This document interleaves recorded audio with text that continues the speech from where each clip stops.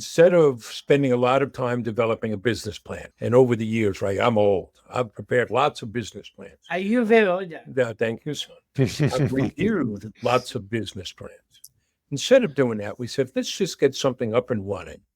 And our customers will let us know whether or not this is a good idea. Test it. If you're finding value in what you're watching, consider hitting the subscribe button and turning on the bell notification. Oh, and don't forget to drop a comment. I love hearing your thoughts and ideas. By the way, we have got a ton of other videos waiting for you. And if you are ready to level up your mindset, come hang out with us in our private Facebook group called Mindset for Business Success. I'm your host, Shahid Durrani. Today we have with us John and Mark X. Cronin. They are a father and son team that created John's Crazy Socks, a social enterprise with a mission to spread happiness. They bootstrapped their business into the world's largest sock store with multi-million-dollar revenues. Amazing. Welcome to our show, my friends. Thank you very much. My dad and I are very first name. Thank you on your podcast. Thank you for having us. Oh, thank you. Appreciate it. We love Appreciate it. I love it. This is that's great. That's great. The impact that you're making all over the world is one thing, and then what you created together as a father and son was priceless. The relationship that you created, because we were talking right before we started recording, and you could sense the vibe that you guys have with each other. It's just a wonderful relationship. We're very fortunate, right? Yeah. Great. We know we need each other. I couldn't do this without John. You probably couldn't do it without me. Maybe you could. Yeah. You could do a lot of things. I never with him, my dad. Love it.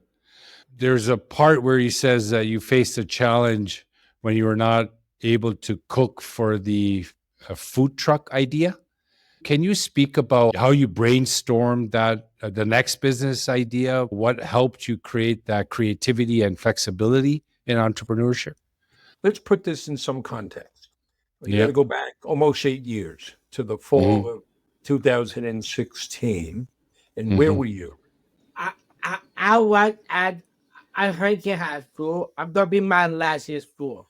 So your audience should know, John, among other things, are an entrepreneur, a public speaker, an advocate, an athlete, happens to have Down syndrome. Yeah. So that was going to be, he was starting his last year of school. And like everybody else, trying to figure out what comes next. What do I do after school? Hey. What were you looking at? I love that job program in school. I can't find a great option I don't like. You couldn't find anything he liked. And this is an unfortunate reality. There just are not enough opportunities for people with differing abilities. But John here is a natural entrepreneur. Yes, I am. You didn't see a job you wanted. What'd you say? I said, I want to create one. I want to make one. Love it. I told my dad, I want to bitch with him. A nice father and son bringing together. We'll make a business. So you asked about the brainstorming. The entrepreneurs out there, entrepreneurs have ideas all the time. There's really a shortage of ideas. There may be a shortage of good ideas because not every idea is a good idea. So you mentioned the food truck. That was one of your ideas. Yes. And where'd you get that idea from?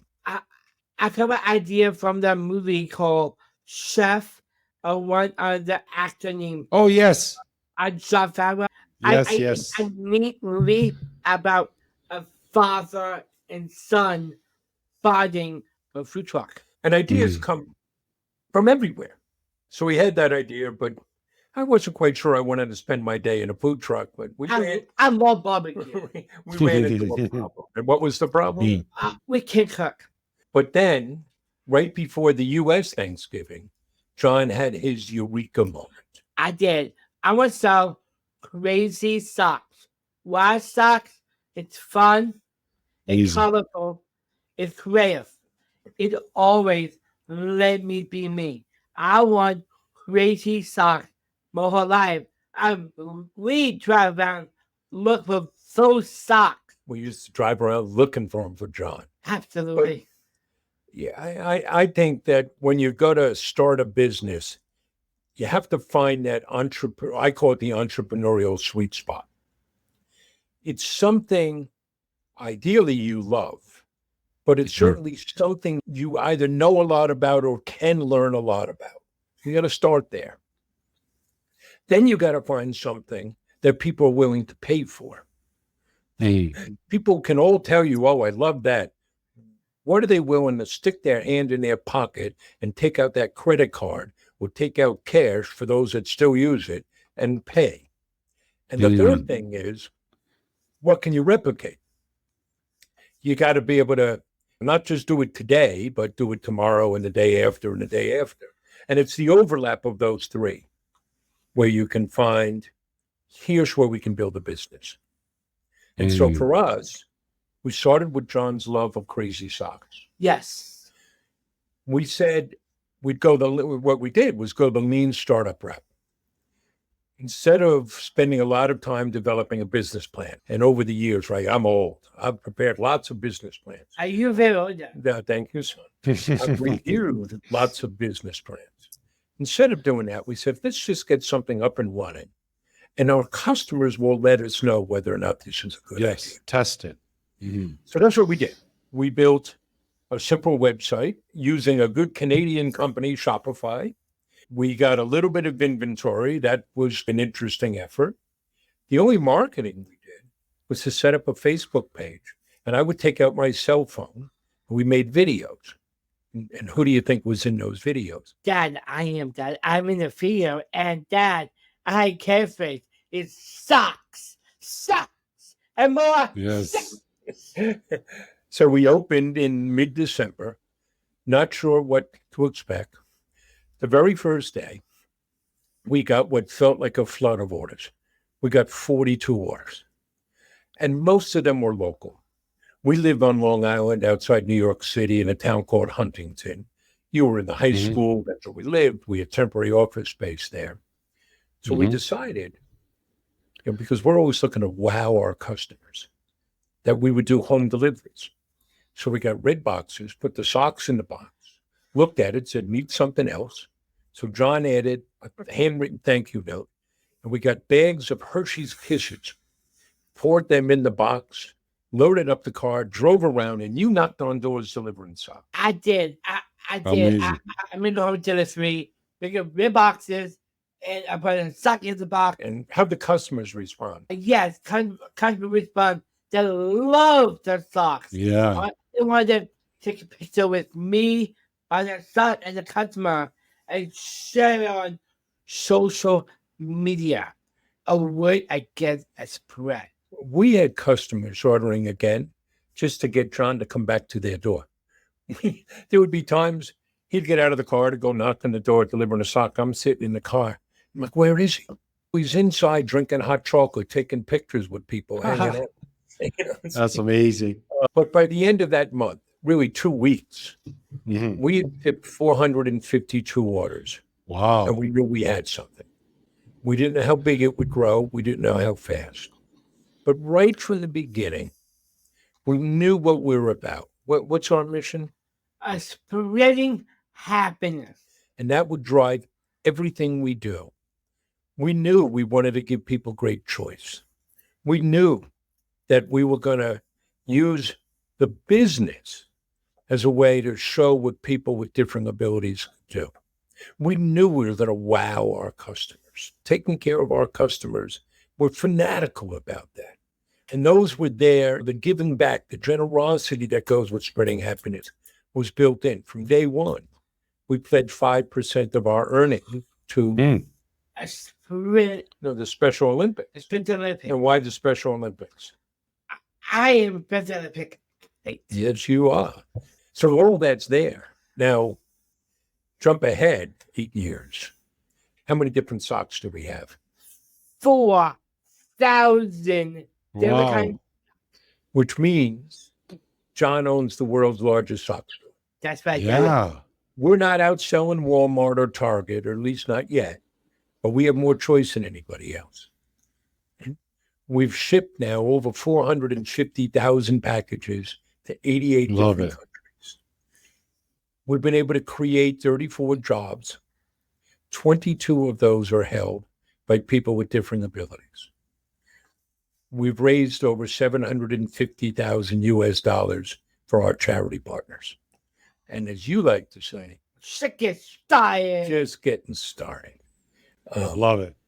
So speaking about different abilities, can you speak about how it impacts business operations, and if you can give some advice to entrepreneurs, business owners that may be looking to create more inclusive environment?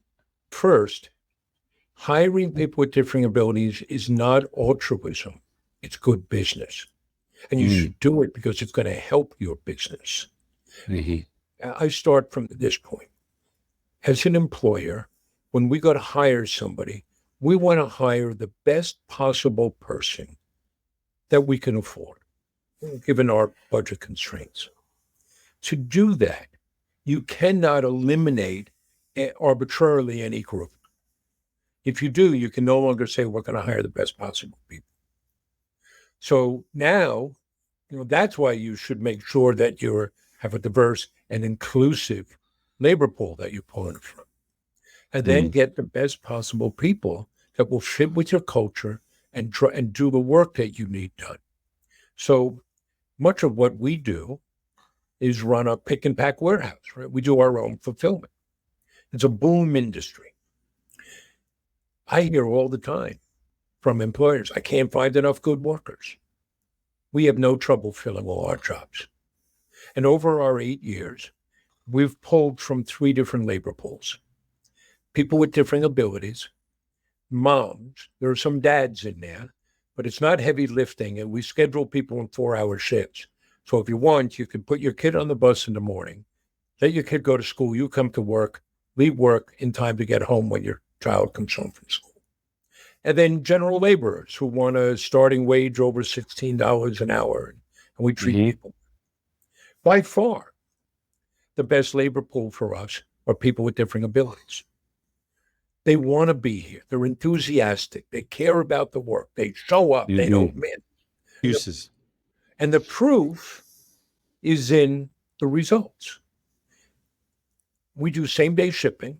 So we do better shipping than Amazon. And I do have to point out that Jeff Bezos over on Amazon, he's no John. Yeah, I never put a thinking I can't. He's not putting thank you note and candy in his packages. We do same-day shipping. Our error rate on shipping is 0.2 of 1%. We'll match that against anybody. So why do it? Because you're able to fill jobs with good employees with great results. And I want to be really clear about this. We don't lower our standards. If you get to know us, you find out that John here is a very nice guy. I am. I am not. I can tell. If you're going to work for us, you have to produce. So our entry-level job in the warehouse is a picker. What do we call our pickers? Sock wrangler. Sock wrangler. To get that job, you have to pass the sock wrangler test. We don't give out jobs. Everybody has earned that job and shown us they can do it. And then there are no hothouse flowers here. We expect everybody to work and produce. And that's part of the dignity. That's what people want. Because this is a bootstrap business that grew into multi-million-dollar enterprise, can you share any key financial strategies, any kind of principles that you followed or learned on the way to grow without external funding? Yes, and most of them, let me show you the scars. There were a couple of things with us. First, our first 2 years, we grew exponentially, particularly our second year. We were the beneficiaries of some viral experiences and extensive media coverage. Watch what you ask for, you may get it. Daily. So made a couple of critical mistakes. One, We should have been gone out looking for capital when we didn't need it. 2, we should have done a better job managing our cash flow. And 3, I made a mistake of hiring ahead of the curve instead of behind the curve. So by our 3rd year, when sales came down, still very strong, we were short cash and we almost wound up in bankruptcy. We wound up, looking for the right strategic partner. And that we spent over a year, spent money with investment bank. As I like to say, we kissed a lot of toads before we found our prince of a strategic partner that gave us manufacturing capability and financial stability. Growth is expensive. I can remember the end of our 2nd year. We already had multi-million dollars in revenue. On paper, we made money. We were looking really good. And yet I had no cash. Where was all the money? As my accountant would say, let's go into your warehouse and look at all that inventory and all the infrastructure you built. So yes, the lessons, watch, cash is king. Watch that cash flow. Don't get ahead of yourselves. And think about looking for money, some capital before you need it. We're in an e-commerce business. We're very seasonal. Turns out nobody buys socks in the summer. It's awful. And we do more than half of our business in the last 2 months of the year. Yes, makes sense. We're doing things that are counter-seasonal now. I'm both looking at products and its services. We've been growing our B2B businesses, our B2B services, to give us an easier time with revenue. Because of the seasonal aspect of it, and that's a good realization that it sounds simple selling socks, and you turned it into something big. John's enthusiasm and passion, excitement, and the let's do this kind of attitude is making it move. But can you share any strategies that you use to continuously innovate, especially when it's a seasonal product, to keep your offer fresh throughout the year? I go back to basics. You have to know who you are. You have to know why you are doing what you do, what the motivation is. Simon Sinek's start with why. What's the why? So for us, it's that spreading happiness. And that drives everything we do. And it's not lip service. We talk about that every day. That's the criteria we use in making budget decisions and hiring decisions. We built the business on 5 pillars: inspiration and hope, showing what people with different abilities can do, giving back, fun products you can love, customer experience, make it personal, and make it a great place to work. You got to know what those values are. If all we were doing was selling socks, we would be sunk. I told you we didn't do that business plan. We got around to doing some of that work. So we've counted. Do you know how many sock stores there are?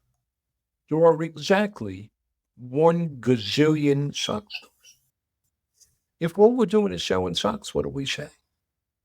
But that's not what we're doing. We infuse our socks with meaning and purpose. The socks become the physical manifestation for the story and the mission. Yes. And that differentiates us. And that once you know what you believe, you're always looking to make that happen. And everybody in the organization has to do it. So I'll give you an example. It has to be a culture. Yes. We talk about making it personal.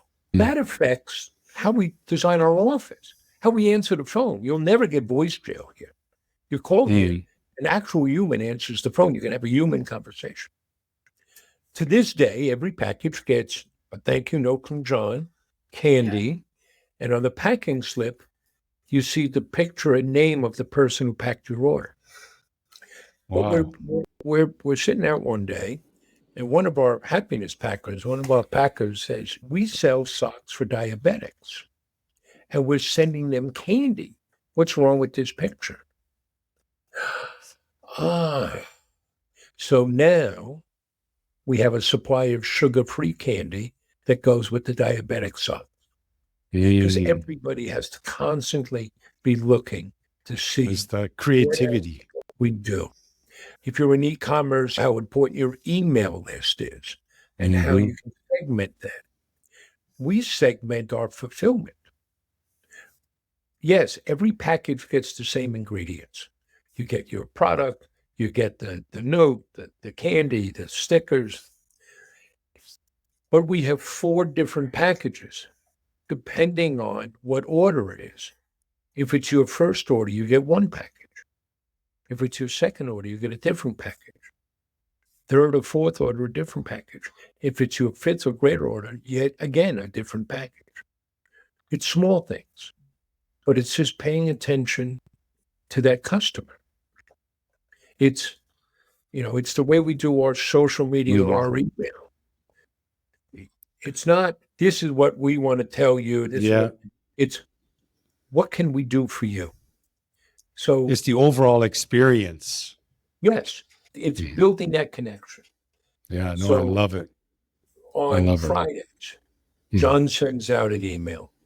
It's just an update from John. It's what John is doing, what's on his mind. It's a text email. It's not selling anything. We get almost a 60% open rate on those emails. People want to engage. And yes, if I think about it in e-commerce, it's brand building. It's reminding people we're out there. But it's building that connection, and it's a human connection.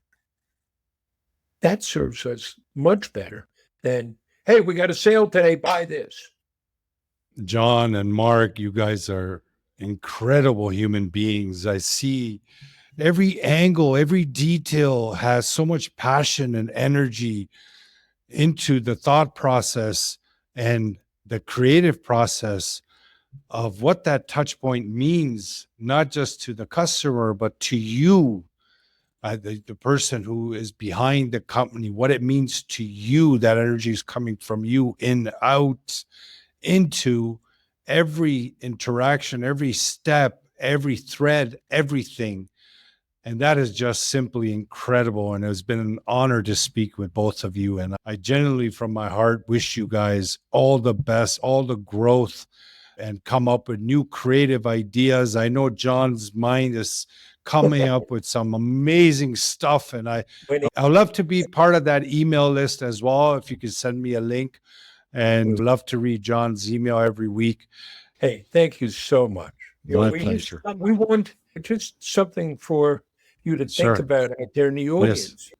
Yes, Your please. business can be so powerful, and the impact can be so much more than just the dollars and cents.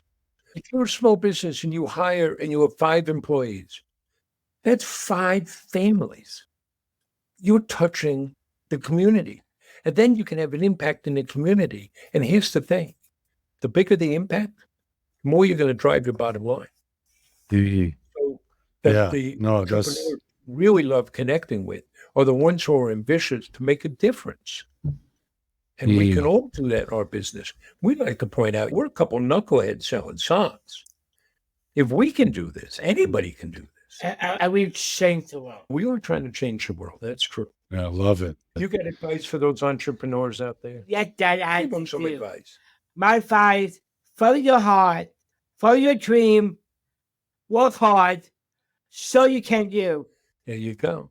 And where can people find you can find it at johnscrazysocks.com. johnscrazysocks.com. You're going to get great socks. We got what? Incredible. 30,000 5-star reviews. Yeah, You're going to help us hire people with different abilities. You help us give back. Yeah. And most of all, you're going to help us spread happiness. So thank you so much for having us on your Thank podcast. you. My pleasure, guys. Thank you so much. And bless you guys.